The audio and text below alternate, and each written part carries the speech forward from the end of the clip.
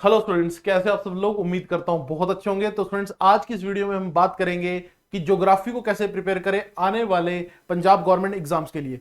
तो ज्योग्राफी एक ऐसा सब्जेक्ट है जिससे बच्चों को ज्यादातर डर लगता है और उन्होंने कभी इसको पढ़ा भी नहीं होता और पढ़ना भी नहीं चाहते। That is the problem.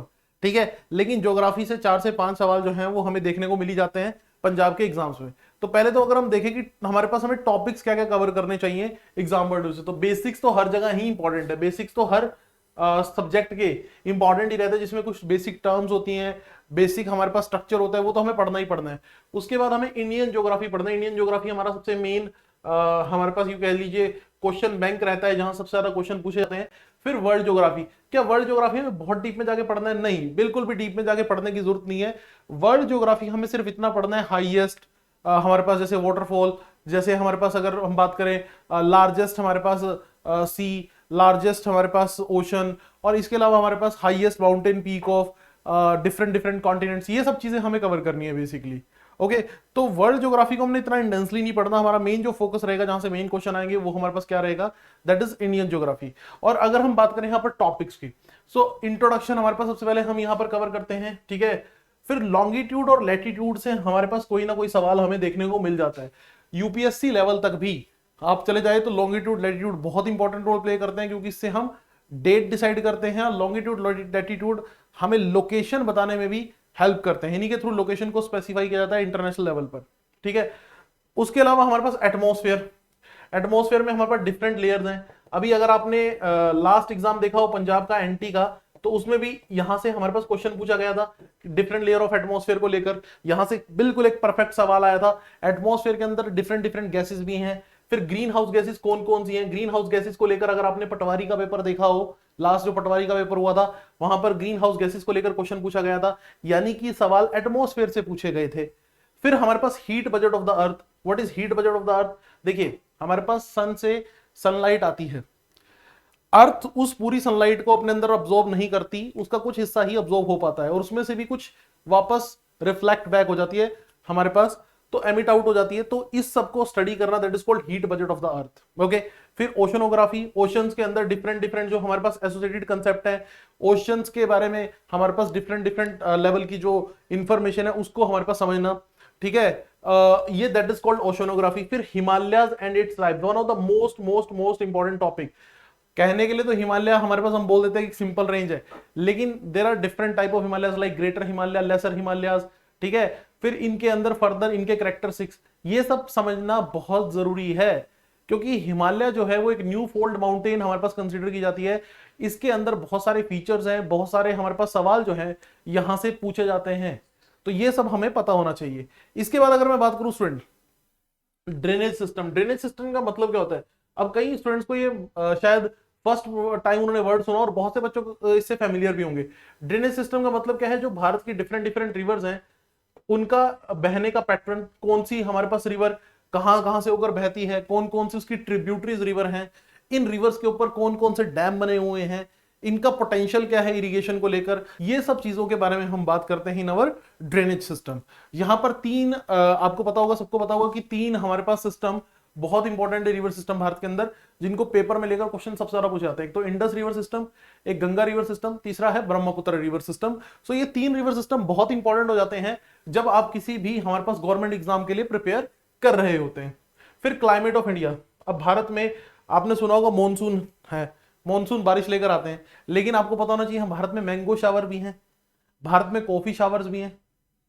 जी हाँ, आप सही सुन रहे हैं, मैंगो शावर्स हैं, कॉफी शावर्स हैं, और इसी तरह से हमारे पास भारत में लू भी चलती है। तो इनके बारे में जो आप पढ़ते हो, that is called climatology of India. ठीक है, आप यहां पर क्लाइमेट को स्टडी करने की कोशिश कर रहे हो। फिर सॉइल्स ऑफ इंडिया। भारत में कितनी तरह की मिट्टी पाई जाती है? भारत में डिफरेंट डिफरेंट टाइप की सॉइल पाई जाती है। यहाँ ब्लैक सॉइल भी अवेलेबल है, यहाँ रेड सॉइल भी अवेलेबल है। ब्लैक सॉइल हमारे पास, फिर हम बात करते हैं, आप सब लोगों को पता होगा, जैसा कि कॉटन की प्रोडक्शन के लिए बहुत ज्यादा इंपॉर्टेंट सॉइल कंसिडर की जाती है। ऐसा क्यों होता है? क्योंकि उसके अंदर मॉइस्चर रिटेन करने की कैपेसिटी रहती है। तो इस तरह से कई सारी चीजें हम इन लेक्चर्स में समझते हैं। उसके बाद रिसोर्सेज, भारत के अंदर कौन कौन से रिसोर्सेज हैं? अब देखो, भारत के अंदर सबसे ज्यादा आयरन एक बड़े लेवल पे मिलता है। आयरन से हम क्या बनाते हैं? स्टील बनाते हैं। तो भारत में आयरन रिसोर्स अवेलेबल है, तो भारत में स्टील इंडस्ट्री बहुत अच्छे से ग्रो कर रही है। वर्ल्ड में भारत दूसरा सबसे बड़ा स्टील प्रोड्यूसर है आफ्टर चाइना। लेकिन ये क्यों हो पा रहा है? क्योंकि भारत में आयरन अवेलेबल है। तो इसी तरह से और कौन कौन से मिनरल्स भारत में कौन कौन से राज्यों में मिलते हैं और उसके बेसिस पर भारत में कौन कौन सी इंडस्ट्रीज ग्रो कर पाती हैं, इनके बारे में आपको पता होना चाहिए जब आप ज्योग्राफी को पढ़ते हैं। इसके अलावा अगर हम बात करें ट्रांसपोर्टेशन, भारत में डिफरेंट डिफरेंट, मान लीजिए रेलवे नेटवर्क है, एक्सप्रेसवे बनने लगे हैं, पहले तो हाईवे हुआ करते थे, अब एक्सप्रेसवे का भी कंसेप्ट आ गया है, पोर्ट्स है, भारतमाला एक अपने आप में एक प्रोजेक्ट है जिसमें हम भारत के अलग अलग पोर्ट्स को आपस में कनेक्ट कर रहे हैं ताकि ट्रेड को नेक्स्ट लेवल पे पहुंचाया जा सके। और सप्लाई चेन को, एक शब्द हमारे पास यूज होता है सप्लाई चेन, सप्लाई चेन को हम इंप्रूव कर सके। तो ये सब चीजें करना, ये सब चीजों को इंप्रूव करना, that is called what, that is called to study the industry and the transport ports, ये सब हमारे पास समझना। फिर हम सेंसस को लेकर सवाल पूछ ले जाता है। सेंसस वैसे तो 2021 में हो जाना चाहिए था, लेकिन अभी 2022 हो चुका है, अभी तक सेंसस नहीं हुआ जस्ट बिकॉज ऑफ कोविड। ठीक है, वैसे तो हर 10 साल बाद सेंसस होता है और 2021 में सेंसस हो जाना चाहिए था, लेकिन सेंसस के बेसिस पर कुछ सवाल आपसे फिर भी पूछ ले जाते हैं। तो हम इन सेंसस के बेसिस पर जो इंपॉर्टेंट सवाल होंगे, इंपॉर्टेंट क्वेश्चन होंगे, उनको भी मिस नहीं कर सकते। तो ये तो कुछ इंपॉर्टेंट टॉपिक्स हुए जिनको आपको पढ़ना बहुत जरूरी है जब आप ज्योग्राफी की बात करते हैं। लेकिन आप इनको करेंगे कैसे? एग्जांपल के तौर पे अगर हम बात करें, मान लीजिए आप ड्रेनेज सिस्टम पढ़ रहे हैं, मान लीजिए आपको थोड़ा बेसिक चीजों को समझना पड़ेगा। ड्रेनेज सिस्टम आप पढ़ रहे हैं तो आप देखिए ड्रेनेज सिस्टम, रिवर्स को लेकर किस तरह के सवाल पूछे जाते हैं। एक तो रिवर का ओरिजिन कहां से है, ओरिजिन पॉइंट, अगर वो फॉरेन से ओरिजिनेट हो रही है, मतलब कि लाइक तिब्बत वगैरह से ओरिजिनेट हो रही है, ठीक है, समझ रहे हो ना मेरी बात, तो वो भारत में कहां से एंट्री लेती है, ठीक है, एंट्री पॉइंट, इंडिया में उसका एंट्री पॉइंट कहां पर है, और इंडिया में कौन कौन सी स्टेट से वो होकर बह रही है। ऐसे सवाल पूछे जाते हैं ना, कौन कौन सी स्टेट से होकर बह रही है। अगर वो भारत से एग्जिट करती है तो कहां से एग्जिट करती है, एग्जिट पॉइंट कौन सा है उसका। इसके अलावा रिवर की ट्रिब्यूटरीज कौन कौन सी हैं। ट्रिब्यूटरीज का मतलब होता है सहायक नदियां, उनमें से सबसे लॉन्गेस्ट ट्रिब्यूटरी कौन सी है। जैसे एग्जांपल के तौर पे आप समझिए कि जो यमुना रिवर है वो पूरे भारत में सबसे लॉन्गेस्ट ट्रिब्यूटरी है। किसकी? यमुना रिवर किसकी लॉन्गेस्ट ट्रिब्यूटरी है? गंगा रिवर की। फिर इसके ऊपर डैम्स कौन कौन से, ठीक है। इन सब चीजों को पढ़ने के बाद क्या इसमें कोई ऐसा एनिमल मिलता है, जैसे गंगा में गंगेटिक डॉल्फिन मिलती है जो हमारे लिए एग्जाम पॉइंट से रेलिवेंट है, ये भी आपको पता होना चाहिए। फिर ये सब कुछ स्टडी करने के बाद आपको एनालाइज करने पड़ेंगे पीवी क्यू, हमेशा की तरह प्रीवियस ईयर क्वेश्चंस, और फिर आपको देखना पड़ेगा क्या मैं उसको सॉल्व कर पा रहा हूं या कर पा रही हूं या नहीं। अगर आप उसको सॉल्व कर पा रहे हैं तो बहुत अच्छी बात है। फिर आप ये देखिए कि फ्यूचरिस्टिक पॉइंट ऑफ व्यू से कौन से क्वेश्चन हमसे पूछे जा सकते हैं, उनके ऊपर भी नजर डालिए, एक बार सोचने की कोशिश कीजिए। तो इस तरह से आपको टॉपिक को फिर से, जैसा कि मैं हमेशा समझाता हूं, इस तरह से कवर करना है कि पूरे टॉपिक का एनालिसिस, फिर प्रीवियस ईयर क्वेश्चंस को एक बार देखना, फिर आप उनको देखिए कि आप सॉल्व कर पा रहे हैं या नहीं, फिर आप फ्यूचर के पॉइंट ऑफ व्यू से देखिए कौन से सवाल आगे जाके पूछे जा सकते हैं। तो इस तरह से आपको एक एक टॉपिक को उठाकर हमारे पास सॉल्व करना है, इस तरह से एग्जीक्यूट करना है। हम तो अपने कोर्स में ये सब करवाएंगे ही, लेकिन अगर आप घर बैठ कर भी प्रिपेयर कर रहे हैं तो भी आपके लिए हम ये वीडियो लेके आए ताकि आपकी हेल्प हो सके। तो आई गेस आपको थोड़ा सा आइडिया लग गया होगा बेसिकली कैसे हमारे पास आगे आपने एग्जीक्यूशन करनी है।